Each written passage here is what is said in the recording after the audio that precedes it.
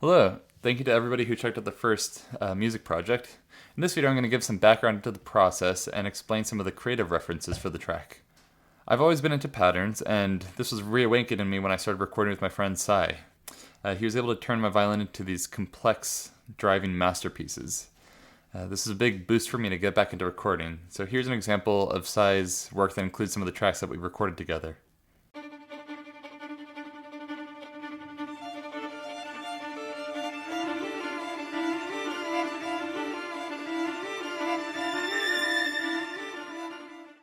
I highly recommend checking out his other work. It's really, really good. The harmonic structure of the track was directly influenced by a song a friend showed me back in high school called Despertar by Aisha Duo. It's a song comprised only of cello and marimba, and the tones pair perfectly with each other.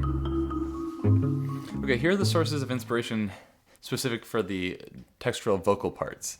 The first is a track called Bathtime in Clerkenwell by the real Tuesday Weld. It's a weird, funny track and frankly is a slap. The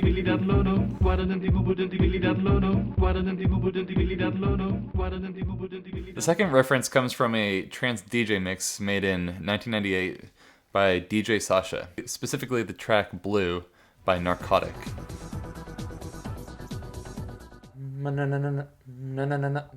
Also, last side note, I had considered trying the Billie Eilish flutter vocal effect, but it didn't make the cut.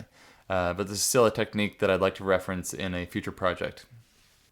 So the process went like this. First, I brainstormed out some chordal movements. My initial thoughts were to go with plucking on the instrument and get a rolling perpetual motion going. There's nothing quite like a cello pizzicato. It just adds a lot of character and fills in all the tonal spaces. The next step was to sketch out approximate development points on the timeline. This included key changes, field changes, points where extra rhythm was added, and outro. Next, I recorded pizzicato. Then I had to split and arrange all the cello takes. Next, I chose to record a simple melody that would be a through line through all the machinations. Then you have to listen back. The next step was to record a change in feel, which is influenced probably by all the Metalocalypse I've been watching.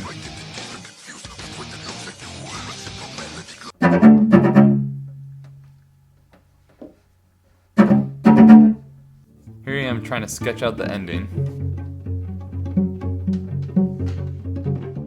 I chose to start the next day with some fun stuff.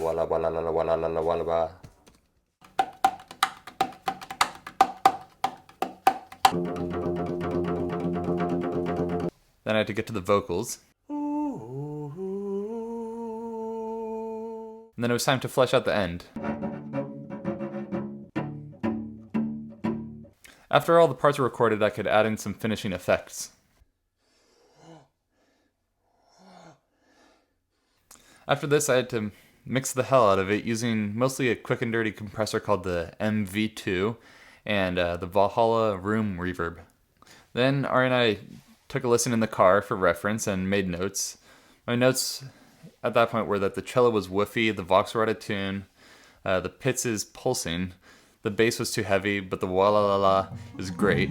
Overall, it sounded woofy, and I was wondering if it was just the speakers in the Subaru. I also decided the mid section was too long and can be cut in half. So I applied these time edits and tweaked the mastering controls using Ozone 8 and put together the music video. It's such a spooky good composition. It makes me want to go like this. I think we found a music video. So here's what I learned. I learned that time correction in editing is very useful. A lot of times I would record 2 minutes of a motif and then end up only using about 5 seconds of it by time correcting it and then using that section as a loop. I also learned that my vocals were of mixed tuning quality, as you can hear in the beginning. I'm going to let this be a place marker from which to compare future projects. I tried pitch correcting a vocal pass, but it sounded weird with the cello because the cello was using vibrato, whereas my voice wasn't. I quickly conceded that the beginning would be imperfect, rather than attempt to attain some perfect choir quality. I also learned that the cello is both difficult and loud. I've resorted to practicing in the backyard with a mute taped to the bridge so I can let my roommates work in peace. Lastly, I reaffirmed how much I love mixing and recording. The rewards are often immediate, fulfilling, and very eye-opening. And to finish, I will address the challenge from patron Michael Hagan to play a 3-octave scale in the spirit of Pablo Casals.